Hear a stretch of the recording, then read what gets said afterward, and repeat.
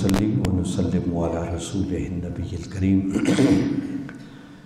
اما بعد فاعوذ باللہ من الشیطان الرجیم بسم اللہ الرحمن الرحیم قال اللہ تبارک و تعالی فی القرآن المجید الا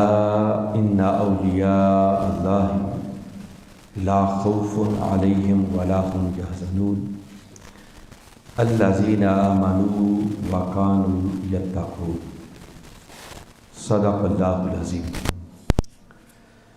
معزز حاضرین و سامعین، اللہ رب العزت کا بے پایہ فضل و احسان ہے کہ جس نے اپنی توفیق خاص اور حضور نبی اکرم صلی اللہ علیہ وآلہ وسلم کے نالین مبارک کے تصدق سے ہمیں ایک مرتبہ پھر اپنی بارگاہ میں حاضر ہونے کی توفیق عطا فرمائے۔ دعا ہے کہ اللہ رب العزت ہماری اس حاضری کو قبول فرمائے۔ پچھلی کئی نشستوں سے ہماری سلسلہ وار گفتگو ذکر اولیاء کے حوالے سے چل رہی ہے کہ قرآن پاک کے اندر اللہ رب العزت نے بڑی کثرت کے ساتھ اپنے اولیاء کا ذکر کیا ہے، ان کی عظمت اور شان کا بیان کیا ہے، ان پر ہونے والے انعامات کا ذکر کیا ہے، ان کی کرامات کا تذکرہ کیا ہے، ان کی سیرت اور کردار کا ذکر کیا ہے، ان سے جڑ جانے کا حکم دیا ہے، اور ان سے جڑنے کی وجہ سے کیا کیا برکتیں ملتی ہیں، کیا کیا فیوزات ملتی ہیں، ان سب باتوں کا ذکر بڑی تفصیل کے ساتھ قرآن پاک میں موجود ہے۔ اور اگر بندہ تھوڑا سا بھی قرآن کے ساتھ تعلق رکھنے والا ہو تو کبھی اولیاء کی عظمت اور شان کا وہ انکار نہیں کر سکتا۔ میں نے گفتگو کے عنوان کے طور پر ایک مرتبہ پھر وہی آیت کریمہ تلاوت کی ہے، مگر آج ہم ان ڈیٹیل بات کریں گے سورہ کہف کی روشنی میں اصحاب کہف کا۔ جو آیت کریمہ میں نے تلاوت کی اس میں باری تعالیٰ نے ارشاد فرمایا الا ان اولیاء اللہ لا خوف علیہم ولا هم یحزنون، فرمایا آگاہ ہو جاؤ کہ اللہ جن کو اپنی دوستی کے لیے چن لیتا ہے، اپنا ولی بنا لیتا ہے، یہ وہ بلند پایا لوگ ہیں کہ جن کو پھر دنیا اور آخرت کے ہر خوف اور غم سے آزاد کر دیا جاتا ہے۔ نہ انہیں دنیا میں کوئی پریشانی ہوتی ہے، نہ آخرت میں پریشانی ہوتی ہے، نہ اپنی ذات کے حوالے سے انہیں کوئی خوف ہوتا ہے، نہ اپنے ساتھ جڑ جانے والوں کے حوالے سے کوئی غم ہوتا ہے۔ یہ کون ہوتے ہیں؟ فرمایا الذین آمنوا وکانوا یتقون۔ ان کی پہچان یہ ہے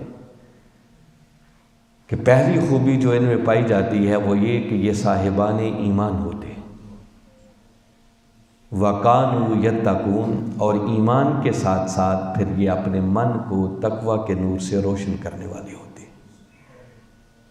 یعنی باری تعالیٰ قرآن پاک میں اعلان فرما رہے ہیں کہ ولی کون ہوتا ہے کہ جہاں ایمان اور تقوی جمع ہو جائیں بس وہیں سے ولایت جنم لیتی ہے۔ آج ہم سورہ کہف میں جو اللہ رب العزت نے بڑی تفصیل کے ساتھ اصحاب کہف کا واقعہ بیان کیا ہے، ان کی روشنی میں کچھ ولیوں کا ذکر اور ان آیات سے ہونے والے فوائد کا ذکر کریں گے۔ کم و بیش کوئی 3.5 رکوع ہیں جہاں پر تفصیل کے ساتھ باری تعالیٰ نے صرف اصحاب کہف کا بیان کیا۔ غار والے کون؟ یہ حضرت عیسیٰ علیہ السلام کی امت کے کچھ اولیاء تھے جن پر اللہ کا کرم کیا اور اللہ نے ان کو اپنی دوستی کے لیے چن لیا تھا، ان کا ذکر ہو رہا ہے۔ اس واقعے کی تفصیل میں جانا تو مقصود نہیں ہے، بس اتنا عرض کرتا ہوں کہ اس دور میں ایک ظالم اور جابر بادشاہ تھا جس کا نام تھا دقیانوس۔ یہودی عقائد کا حامل تھا اور مذہب عیسائیت اس کے دور میں آہستہ آہستہ پروان چڑھ رہا تھا، اور اس نے فیصلہ کیا کہ اس عیسائیت کو سرے سے ختم کر دیا جائے۔ لہٰذا جہاں کہیں عیسائیت کا پرچار کرنے والے اور ماننے والے ملتے ان کو قتل بھی کرتا، ان کو ظلم و ستم کا نشانہ بھی بناتا۔ اور ایسے میں یہ حضرت عیسیٰ علیہ السلام کے ماننے والے تھے جن کو اصحاب کہف کہتے ہیں، ان سے جب واسطہ پڑا تو اللہ رب العزت کا ان پر خاص کرم ہوا، انہوں نے اس کے سامنے بڑا ڈٹ کر یہ کلمہ حق بیان کیا کہ ہم اس خدا کے ماننے والے ہیں جو سب زمینوں کا بھی رب ہے اور سارے آسمانوں کا بھی رب ہے۔ یہ بات قرآن پاک میں لکھی ہے۔ باری تعالیٰ نے ارشاد فرمایا وَرَبَطْنَا عَلَىٰ قُلُوبِهِمْ، کہ ہم نے پھر ان کے دلوں کو تقویت عطا کی، اللہ کا کرم ہوا۔ اِذْ قَامُوا، جب وہ اس ظالم اور جابر بادشاہ کے سامنے کھڑے ہوئے، فَقَالُوا، تو کہنے لگے ربنا رب السماوات والارض، ہمارا رب وہی ہے جو ساری زمینوں کا بھی رب ہے اور سارے آسمانوں کا بھی رب ہے۔ لن ندعو من دونہ الہ، ہم اس کے سوا کسی اور کو معبود نہیں مانتے۔ لقد قلنا اذا شططا، اور اگر ہم ایسا کریں تو یہ حق سے بڑی دور کی بات ہوگی۔ اور ساتھ انہوں نے کہا کہ ہؤلاء قوم اتخذوا من دونہ آلہہ، اور یہ ہماری قوم ہے جنہوں نے اس ایک خدا کو چھوڑ کر اپنے جھوٹے معبود بنا لیے ہیں۔ لولا یأتون علیہم بسلطان بین، اور ان کے خدا ہونے پر ان کے پاس کوئی واضح دلیل بھی موجود نہیں ہے، کوئی دلیل بھی پیش نہیں کرتے۔ فمن اظلم ممن افترى علی اللہ کذبا، تو جو اللہ پر جھوٹا بہتان باندھے، اس کے سوا کسی کو معبود مانے، تو اس سے بڑا ظالم کون ہو سکتا ہے؟ یہ انہوں نے کلمہ حق اس ظالم اور جابر بادشاہ کے سامنے کہا۔ اس پر پھر انہوں نے بعد میں خود فیصلہ کیا وَإِذِ اعْتَزَلْتُمُوهُمْ وَمَا يَعْبُدُونَ إِلَّا اللَّهَ فَاؤْوا إِلَى الْكَهْفِ، تو جب وہ وہاں سے نکل آئے تو بعد میں آ کر انہوں نے آپس میں مشاورت کی کہ جب ہم ان کی عقیدے سے اور ان کے جھوٹے معبودوں سے الگ ہو گئے، جدا ہو گئے، ہم نے ان کا انکار کر دیا، تو قبل اس کے کہ یہ اپنے ظلم کا ہمیں شکار بنائیں تو ہمیں کسی غار میں جا کر پناہ لے لینی چاہیے، ہمیں ہجرت کر جانا چاہیے، اس کی بستی سے نکل جانا چاہیے۔ ینشر لکم ربکم من رحمتہ، اللہ اپنی رحمت کو ہمارے لیے کشادہ کر دے گا۔ وَيُهَيِّئْ لَكُم مِّنْ أَمْرِكُم مِّرْفَقًا، اور ہمارے اس کام میں ہمارے لیے آسانی پیدا فرما دے گا۔ بس یہ انہوں نے فیصلہ کیا، اور فیصلہ کر کے ایک غار میں جا کر انہوں نے پناہ لی۔ آگے آپ باری تعالیٰ ان ولیوں کی شان اور مقام بیان کر رہے ہیں۔ یہاں تک اگر غور کریں تو جتنا کہ میں نے مضمون بیان کیا ہے، اس میں سے ایک بات بتا رہا ہوں کہ جب ظلم ہو رہا ہو، اگر بندہ اس ظلم کو روکنے پر قادر ہے تو اس کے لیے ضروری ہے کہ وہ ان کے خلاف پھر ٹکر لے اور اس ظلم کو ختم کرنے کی کوشش کرے۔ اور قرآن کا یہ مقام بتاتا ہے کہ یہ انبیاء کا شیوا بھی رہا ہے اور اولیاء کا شیوا بھی رہا ہے کہ جب حالات بہت ابتر ہو جائیں تو ایسے حالات میں اس شر سے خود کو بچانے کے لیے الگ ہونے میں بھی کوئی ایسی غلط بات نہیں ہے۔ یہ اولیاء کی سنت ہے جو قرآن پاک میں باری تعالیٰ نے بیان کی ہے۔ تو انہوں نے اس کے شر سے بچنے کے لیے، اپنے ایمان کو بچانے کے لیے، اپنے عقیدے کو بچانے کے لیے ایک غار میں جانے کا ارادہ کیا اور غار میں چلے گئے۔ اب چہ جائے کہ اس عمل پر باری تعالیٰ ان کی کوئی گرفت کرتے کہ انہوں نے اس ظالم کا مقابلہ کیوں نہیں کیا، مقابلہ اتنا کہ اس کے سامنے ڈٹ کر کلمہ حق کہہ دیا۔ اب نظر آ رہا تھا کہ اس کی سزا ملے گی، تو قبل اس کے کہ وہ ظلم کرتا، انہوں نے اس کے ظلم سے بچنے کے لیے اور اپنے ایمان کو بچانے کے لیے، کیونکہ دو ہی صورتیں تھیں، یا تو ان کو پھر وہ اس دور میں سولی چڑھا دیتے تھے، قتل کرنا ہی سمجھے، اور دوسرا یہ تھا کہ پھر ان کو مجبور کرتے کہ اپنی عیسائیت کو چھوڑو اور ہمارے ساتھ بتوں کی پوجا کرو۔ تو اپنے ایمان اور عقیدے کے تحفظ کے لیے انہوں نے غاروں کا رخ کیا، غار میں چلے گئے۔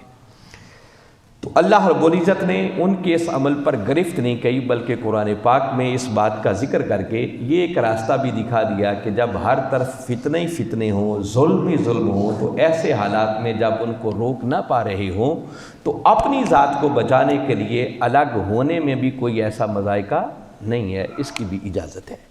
آپ اپنے گھر میں بند ہو جائیں، دیکھیں نا بسا اوقات لوگ جنگلوں میں چلے جاتے ہیں، غاروں میں چلے جاتے ہیں، اس رہبانیت کی اسلام نفی کرتا ہے، مگر اپنے ایمان اور عقیدے کو بچانے کے لیے شر سے الگ ہونے میں بھی کوئی مذائقہ نہیں ہے، اس کی اجازت دی جا رہی ہے۔ تو تو میں بتا یہ رہا ہوں کہ باری تعالیٰ نے گرفت نہیں کی، بلکہ قرآن اگلی آیت میں کہہ رہا ہے جو بڑی قابل غور ہے، جس سے اولیاء کی کرامت، ان کے مقام و مرتبہ کا بھی پتہ چلتا ہے۔ تو باری تعالیٰ فرما رہے ہیں وَتَرَى الشَّمْسَ اِذَا طَلَعَتْ تَزَاوَرُ عَنْ كَهْفِهِمْ ذَاتَ الْيَمِينِ، فرمایا جب اس غار میں چلے گئے، اور آگے جا کے پھر ذکر آتا ہے کہ وہ 309 سال تک اس غار میں لیٹے رہے۔ اور باری تعالیٰ اس آیت کریمہ میں فرما رہے ہیں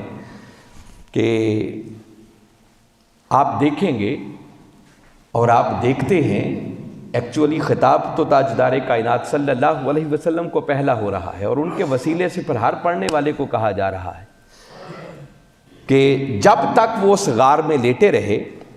تو 3 صدیوں تک سورج جب طلوع ہوتا تو تھوڑا داہنی جانب راستہ بدل کے گزر جاتا،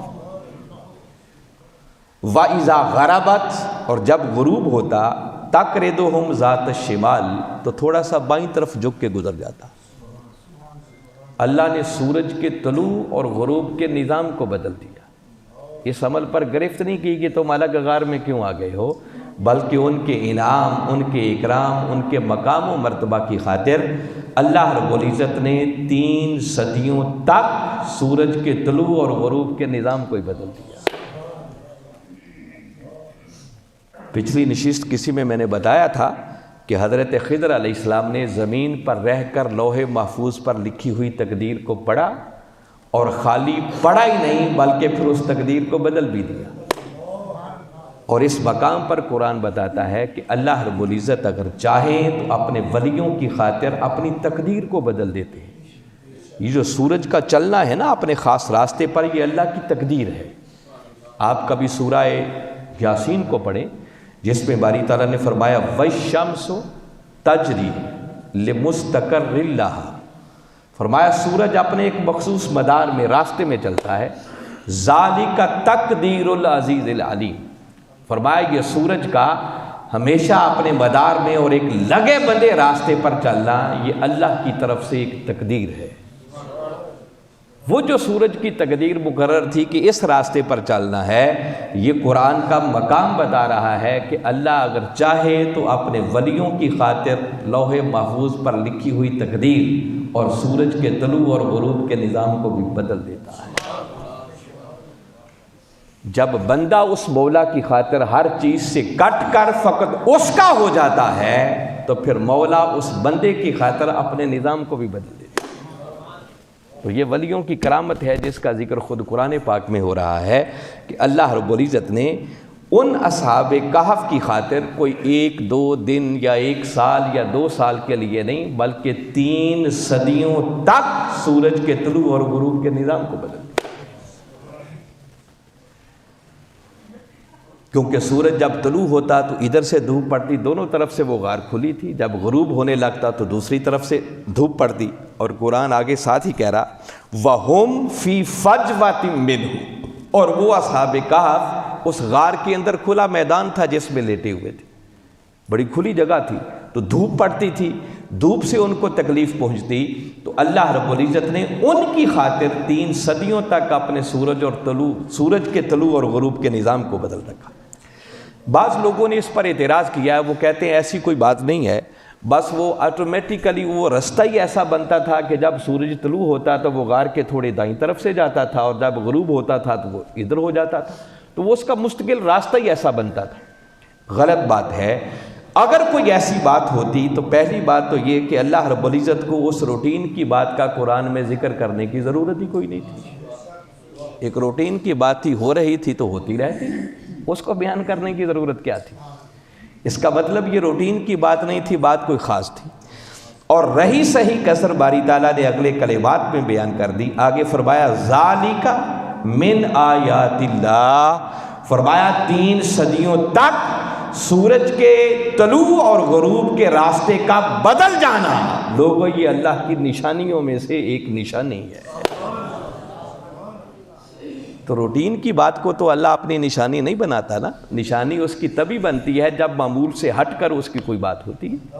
تو اللہ نے اس 3 صدیوں تک سورج کے راستے کے بدل جانے کو اپنی نشانی قرار دیا۔ اور مزید اس پر زور دے کے آگے فرمایا من یہد اللہ فہو المہتد، فرمایا یہ بات اسی کو سمجھ آئے گی جسے اللہ ہدایت عطا کر دے گا، اور اللہ جسے ہدایت عطا کر دے حقیقت میں ہدایت یافتہ وہی ہوتا ہے۔ فرمایا ہر کسی کو یہ بات سمجھ میں نہیں آتی ہے کہ اللہ اپنے ولیوں کی خاطر اتنا اتنا کچھ بھی کر دیتا ہے۔ اور اگلے اس سے بھی خاص کلمات ہیں اسی آیت کریمہ میں، آگے فرمایا وَمَن یُضْلِلْ، اور جسے وہ گمراہ کر دے، فَلَن تَجِدَ لَهُ وَلِيًّا مُرْشِدًا، اب ولی کا بھی ذکر آ گیا، مرشد کا بھی ذکر آ گیا، اور فرمایا جسے اللہ گمراہ کر دے تو بندے تو اس کے لیے کوئی ولی اور مرشد نہیں پائے گا، اس کو کوئی ہدایت دینے والا میسر نہیں آ سکتا، پھر اس کے سامنے جو کچھ بھی آ جائے پھر اس کے مقدر میں ہدایت ہوتی ہی نہیں۔ فرمایا یہ تو ایک چھوٹی سی نشانی ہے نا کہ میں نے 3 صدیوں تک اپنے ان ولیوں کی خاطر سورج کے طلوع اور غروب کے نظام کو بدلا، اسے میں نے اپنی نشانی کہا، اور کائنات میں میری ذات پر سب سے بڑی نشانی اگر کوئی ہے تو وہ خود وجود محمد مصطفیٰ صلی اللہ علیہ وسلم۔ اور کیسے کیسے بدبخت تھے جو اس نشانی کو دیکھ کر بھی ہدایت کی راہ پر نہیں آئے۔ تو جن کے مقدر میں نہیں ہوتا وہ نہیں ہوتا۔ تو فرمایا کئیوں کو یہ سمجھ بھی نہیں آئے گی، یہ ہر بندے کے بس کی بات نہیں ہے کہ ان چیزوں کو سمجھ سکے۔ فرمایا یہ اس پر کرم ہوگا جسے یہ راز سمجھ آ جائے، اللہ کا کرم ہو جائے گا اس پر، اور جسے اللہ گمراہ کر دے فرمایا فَلَن تَجِدَ لَهُ وَلِيًّا مُرْشِدًا، اس کے لیے تم کوئی ولی، ایسا ولی جو مرشد ہو اور اس کو ہدایت کی راہ پر لانے والا ہو تم نہیں پاؤ گے، پھر اللہ ان کو دور ہی رکھتا ہے ان سے۔ اور اس پر اگر غور کریں تو ایک بات یہ بھی طے ہوگی کہ جب باری تعالیٰ نے فرمایا کہ جو گمراہ ہو جائے اس کے لیے تم کوئی ولی اور مرشد نہیں پاؤ گے جو اس کو ہدایت دے سکے، تو اس کا معنی یہ ہے کہ ہاں حقیقت میں مرشد جس کو اللہ اپنا ولی بنا لیتا ہے، اگر ایسا کسی کو مل جائے تو اس بندے کو اگر وہ ولی اور مرشد چاہے تو گمراہی سے بچا کر ہدایت کے راستے پر لے آتا ہے۔ تو ولی اور مرشد سے ہدایت ملتی ہے، وہ راہ راست پر لاتا ہے، ہوتا اللہ ہی کے کرنے سے ہے، مگر اللہ ذریعہ بناتا ہے، اس کو واسطہ بناتا ہے، اس کے ذریعے اسے ہدایت دیتا ہے، مگر فرمایا جسے اللہ گمراہ کر دے اس کو ہدایت دینے والا کوئی میسر ہی نہیں آتا۔ تو باری تعالیٰ نے اس مقام پر اپنے ولیوں کی اس کرامت کا ذکر کیا کہ جس طرح میرا ولی خود زمین پر بیٹھ کر لوح محفوظ پر لکھی ہوئی تقدیر کو پڑھتا ہے، چاہے تو اس تقدیر کو بدل بھی دیتا ہے، اس کو اختیار دیتا ہوں، میری بارگاہ میں عرض کرتا ہے۔ اور حدیث مبارکہ میں تاجدار کائنات صلی اللہ علیہ وسلم نے فرمایا کہ بعض ایسے میری امت کے لوگ ہوتے ہیں کہ بظاہر ان کے بال گرد آلود ہوتے ہیں، مگر ان کی شان اور مقام یہ ہوتی ہے کہ اللہ کے نام کی قسم کھا کر اگر وہ کوئی بات اپنی زبان سے نکال دیں تو اللہ ان کی زبان سے نکلی ہوئی بات کو پورا کر دیتا ہے۔ یہ شان اللہ نے عطا کیا ان کا۔ آگے فرمایا وَتَحْسَبُهُمْ أَيْقَاظًا وَهُمْ رُقُودٌ، فرمایا اگر تو اسے دیکھے تو ان کو ایسے پائے گا جیسے وہ جاگ رہے ہیں، ایسی کیفیت میں 3 صدیوں تک لیٹے ہوئے کہ دیکھنے والے کو یہ نہیں لگتا تھا کہ یہ ختم ہو چکے ہیں، مر چکے ہیں، اب بچا کچھ نہیں ہے، نہیں، فرمایا تم یوں محسوس کرو گے جیسے وہ بیدار ہیں، جاگ رہے ہیں، وہ ہم رقود، حالانکہ وہ سوئے ہوئے ہیں، ان کو مردہ نہیں کہا، کیا کہا؟ سوئے ہوئے ہیں، آرام کر رہے ہیں۔ اور ساتھ ہی آگے فرمایا وَنُقَلِّبُهُمْ ذَاتَ الْيَمِينِ وَذَاتَ الشِّمَالِ، اور جب 3 صدیوں تک وہ اس غار کے اندر لیٹے رہے تو فرمایا پھر 3 صدیوں تک ہی، آگے مفسرین نے ساتھ جملہ ایڈ کیا ہے، باری تعالیٰ نے تو اتنا فرمایا نا کہ ہم غار کے اندر ان کے آرام کی خاطر ان کی کروٹ کو بدلتے رہے، وَنُقَلِّبُهُمْ، ہم ان کو بدلتے رہے، ذات الیمینی و ذات الشمال، کبھی ان کو داہنی جانب اور کبھی ان کو بائیں جانب، ان کی کروٹ کو بدلتے رہے تاکہ وہ ایزی فیل کریں، آرام کرتے رہیں۔ جیسے آپ دیکھیں حالت نیند کے اندر اپنی کروٹ کو بدلتے نہیں ہیں، سوئے بھی رہتے ہیں اور آٹومیٹیکلی کروٹ بدلتی بھی رہتی ہے، تو فرمایا ہم ان کی کروٹ کو بدلتے رہے۔ اور مفسرین نے لکھا ہے کہ ہر 6 ماہ کے بعد اس غار کے اندر ان کی کروٹ بدل جاتی تھی، اب اگر ہر 6 ماہ بعد کروٹ بدلے تو جس کی کروٹ بدل رہی ہو وہ مردہ ہوتا ہے یا زندہ ہوتا ہے؟ تو مردوں کی تو کروٹ نہیں بدلتی نا، کروٹ زندوں کی بدلتی ہے۔ تو باری تعالیٰ قرآن پاک میں بتا رہے ہیں کہ 3 صدیوں تک ہم نے ان ولیوں کو اس غار میں جو مانند قبر تھی زندہ رکھا۔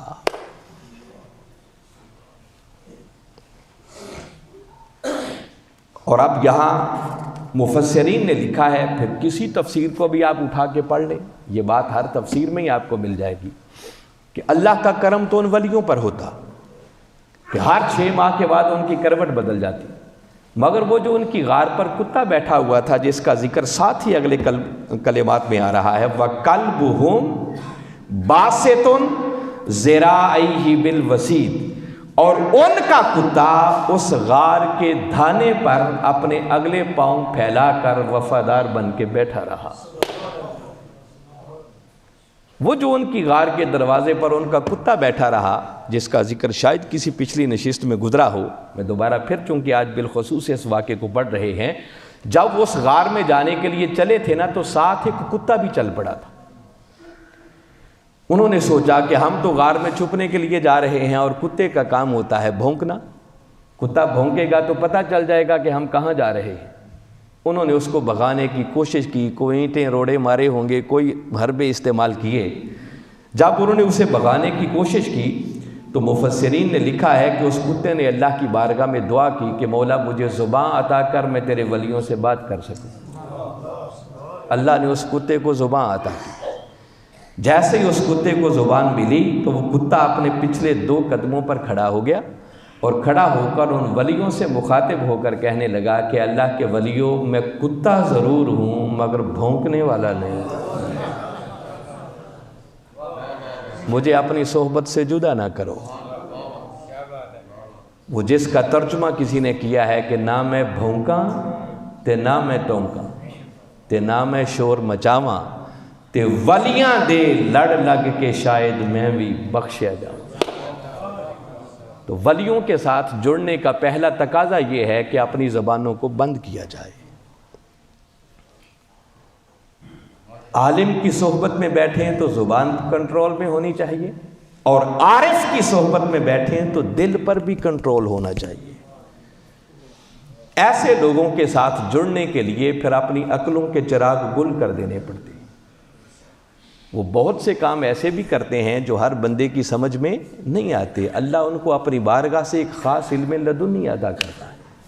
اس واقعے کا میں ذکر کر چکا ہوں، صرف آج ریلیٹ کر رہا ہوں اشارتاً ایک جملہ،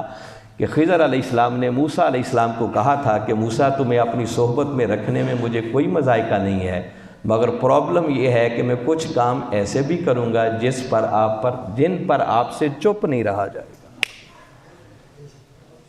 تو اگر میرے ساتھ رہنا ہے تو پھر میرے کسی عمل پر کوئی سوال نہیں کرنا، یہاں تک کہ میں خود اس کی حکمت آپ کو بتا نہ دوں۔ تو 3 موقع انہوں نے دیے جب موسیٰ علیہ السلام جس ظاہری شریعت کے پابند تھے، وہ مجبوراً اس وجہ سے بول پڑتے تھے کہ شریعت کے خلاف کام ہوتا تھا، مگر اللہ کے ولی کو باری تعالیٰ نے خاص اپنی بارگاہ سے کچھ علم لدنی عطا کر رکھا تھا۔ جب 3 مرتبہ بول پڑے تو 2 مرتبہ تو خضر علیہ السلام نے ان کو یاد دلایا کہ میں نے کہا تھا نا کہ تم سے چپ نہیں رہا جائے گا۔ تو دوسری مرتبہ بولنے کے بعد جب خضر علیہ السلام نے متوجہ کیا تو فیصلہ انہوں نے خود ہی کر دیا موسیٰ علیہ السلام نے کہ اب ایک بار مجھے اپنے پاس رہنے کی گنجائش دے دو، اب اگر میں نے اعتراض کیا تو مجھے اپنی صحبت سے جدا کر دینا۔ تو وہ تیسری بار بھی جب انہوں نے پھر اعتراض کیا تو خضر علیہ السلام نے فرمایا ھذا فراق بینی و بینک، موسیٰ آپ سے چپ نہیں رہا جاتا، اب آپ میری صحبت میں نہیں رہ سکتے، بس میرا اور آپ کا راستہ جدا۔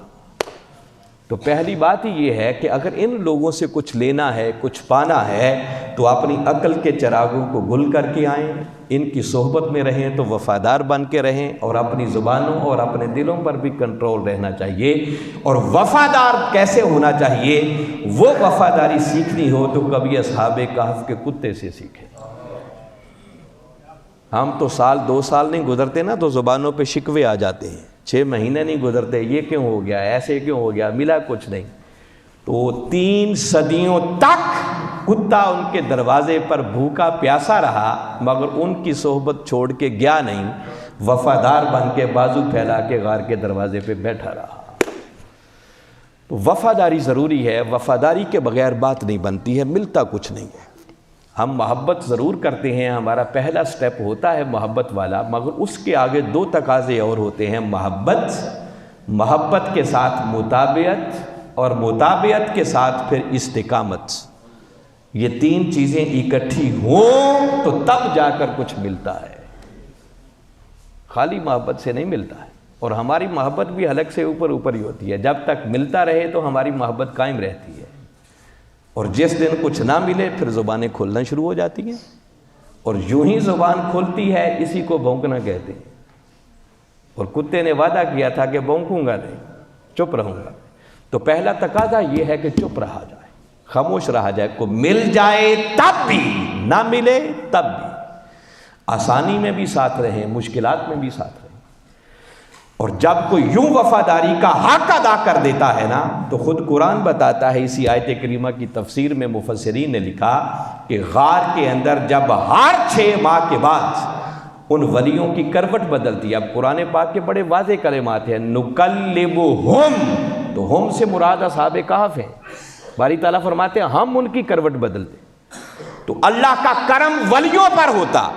اللہ ان ولیوں کی کروٹ بدلتا، مگر مفسرین کہتے ہیں کہ جیسے ہی ولیوں کی کروٹ بدلتی تو غار کے دروازے پر بیٹھے ہوئے کتے کی کروٹ آٹومیٹیکلی بدل جاتی۔ اب کتے کی کروٹ تو خدا آگے نہیں بدلتا ہوگا نا، ادھر تو کلمات ہے، نص ہے، نُقَلِّبُهُمْ، ہم ان کو تبدیل کر دیتے، ہم ان کی کروٹ کو بدل دیتے۔ تو اللہ کا کرم ولیوں پر ہوتا، مگر قرآن کا یہ مقام بتا رہا ہے کہ جب اللہ اپنے ولیوں پر کوئی کرم کی خیرات نازل فرماتا ہے تو ہو نہیں سکتا کہ ولیوں کو ملے اور ان کے ساتھ جڑنے والے محروم رہ جائیں۔ اس میں سے حصہ، اس میں سے خیرات جڑنے والوں کو بھی ملتی ہے، مگر ملتی اسے ہے پھر جو اصحاب کہف کے کتے کی طرح وفادار بن کر رہے۔ تو کم از کم ہمیں اصحاب کہف کے کتے جیسا وفادار تو بن جانا چاہیے نا۔ تو قرآن بتاتا ہے کہ پھر ولیوں پر اللہ کا کرم ہوتا ہے، اور جب ان پر ہوتا ہے تو ان پر اترنے والی خیرات پھر ان کے ساتھ جڑنے والوں کو بھی ملا کرتی ہے، ان پر بھی اللہ کرم کرتا ہے۔ وقت چونکہ ہو چکا ہے، میں زیادہ بات آگے نہیں کرتا، صرف ایک بات اور کرتا ہوں کہ پھر ولیوں کی شان اور مقام، مزید ان پر کرم کیا کیا ہوتا ہے۔ اگلی آیت کریمہ میں باری تعالیٰ فرما رہے ہیں وَكَذَلِكَ بَعَثْنَاهُمْ لِيَتَسَاءَلُوا بَيْنَهُمْ، فرمایا پھر اسی طرح ہم نے ان کو دوبارہ زندہ کیا۔ بَعَثْنَاهُمْ، انہیں اٹھایا، انہیں بیدار کر دیا، زندہ تو وہ پہلے ہی تھے۔ کذالک کا کیا معنی؟ فرمایا جیسے 3 صدیوں تک ہم نے غار کو ان کو غار کے اندر حالت نیند میں رکھا، بس اسی طرح پھر ہم نے ان کو دوبارہ بیدار کر دیا۔ لیتساءلوا بینہم، تاکہ ایک دوسرے سے سوال کریں، پوچھیں۔ اب جب اٹھ بیٹھے تو 7 لوگ تھے، وہ قرآن پاک میں ذکر آتا نا، کچھ کہیں گے 3 تھے، چوتھا ان کا کتا، 5 تھے تو چھٹا ان کا کتا، 7 تھے تو 8واں ان کا کتا۔ اس پر بھی مفسرین کا اتفاق ہے کہ ایکچولی وہ تھے 7۔ وہ قرآن کی تفسیر پھر بتاتی ہے آگے، اس پر غور کریں تو 7 لوگ تھے۔ اب قرآن کہتا ہے قال قائل منہم کم لبستم، ان میں سے ایک نے پوچھا کہ بھئی ہم کتنی دیر یہاں پر رہے ہیں اس غار کے اندر۔ اب آگے قرآن کہتا ہے قالو، تو وہ بولے جو باقی 6 بچے، تو گویا سب کا ہی ذکر آ گیا نا قالو کے اندر، وہ کہنے لگے لبسنا یومن او بعد یوم، کہ یہی کو دن یا دن کا تھوڑا سا حصہ ہم نے گزارا ہو۔ صدیاں کتنی بیت گئیں؟ 3۔ اور ان کا جملہ جو قرآن نے نقل کیا ہے قالو، وہ آگے سے کہنے لگے لبسنا یومن او بعد یوم، کہ یہی دن یا دن کا تھوڑا سا حصہ ہم نے گزارا ہے۔ اب 7 افراد کی ٹیم ہے، ظاہر ہے وہ اکٹھے غار کے اندر بیٹھے ہیں تو ایک دوسرے کو دیکھ تو رہے ہوں گے نا، شکل و صورت سامنے ہوگی۔ تو 3 صدیوں کے بعد وہ جوان تھے، قرآن نے پہلے ذکر کیا نا، جس کا مطلب یہ ہے کہ اگر داڑیاں سیاہ تھی تو 3 صدیوں کے بعد بھی بال سفید نہیں ہوئے، وہ سیاہ کے سیاہ ہی ہوں گے۔ ان کے تن پر پہنے ہوئے کپڑے اگر وہی گندے ہو چکے ہوتے، پھٹ چکے ہوتے، 3 صدیوں کے بعد تو چیتھڑے بھی باقی نہیں بچتے۔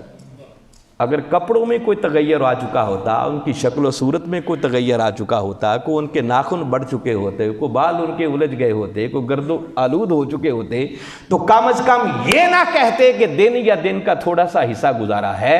ان کا کہنا یہ بتا رہا ہے کہ 3 صدیاں گزرنے کے باوجود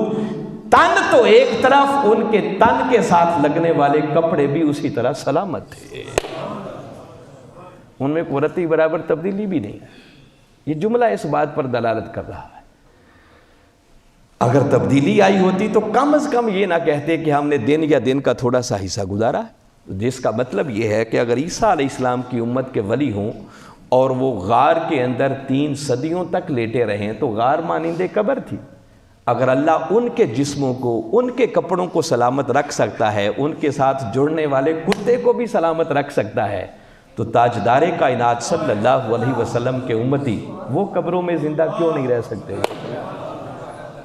ان کے جسموں سے لگنے والے کفن سلامت کیوں نہیں رہ سکتے؟ وہ تو مقابلہ ہی کوئی نہیں ہے نا آقا کی امت کے ولیوں کی شان کے، تو پھر کیا کہنے ہیں۔ نعرہ تکبیر، اللہ اکبر، نعرہ رسالت۔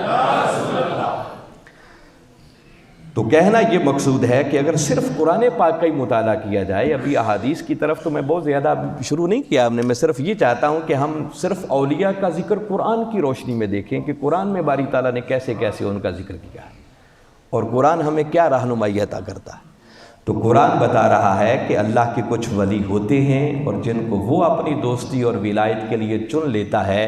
پھر ان کے انعام و اکرام کی خاطر باری تعالیٰ 3 صدیوں تک اپنے نظام کو ہی بدل دیتا ہے۔ ان پر خاص کرم کی خیرات اترتی ہے، اور جو ان پر اترتی ہے ان کے ساتھ جڑنے والوں کو بھی اس میں سے حصہ ملتا ہے، اور پھر 3 صدیاں گزر جانے کے بعد جسم تو ایک طرف، ان کے جسموں سے لگنے والے کپڑے بھی سلامت رہتے ہیں، اس میں بھی تغیر نہیں آتا۔ تو اللہ کی بارگاہ میں دعا ہے کہ میں نے جو کچھ کہا سمجھ کر ہمیں صحیح معنوں میں اولیاء پر اپنا ایمان اور یقین رکھ کر ان کے ساتھ جڑتے ہوئے ان سے فیوزات حاصل کر کے اپنی دنیا اور آخرت کو سنوارنے کی توفیق عطا فرمائے۔ وما علینا الا البلاغ۔